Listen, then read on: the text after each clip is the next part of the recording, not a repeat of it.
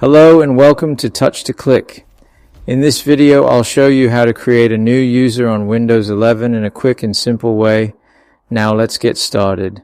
Step 1. Click the Windows Start button on the taskbar at the bottom of your screen. This opens the Start menu where you can access important system options. Step 2. Click on Settings from the Start menu. Settings is where you manage your device, accounts and system features. Step 3. Select Accounts from the left panel. This section controls sign-in options and user accounts. Step 4. Click on Other Users. Here you can add new people to use the same computer. Step 5. Click the Add Account button. This begins the process of creating a new user profile. Step 6. Enter an email address or phone number if the person has a Microsoft account, or click I don't have this person's sign-in information. A Microsoft account lets users sync settings and files across devices.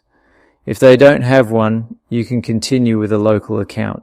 Step 8. Click Add a user without a Microsoft account. This creates a local account that works only on this specific computer. It's useful if you don't want to link the account to Microsoft services. Step 9.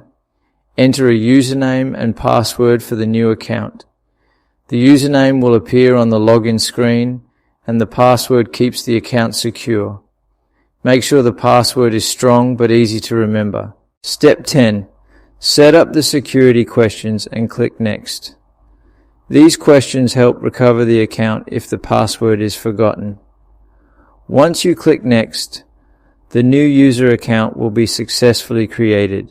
Thanks for watching and don't forget to subscribe to Touch to Click for more helpful tutorials.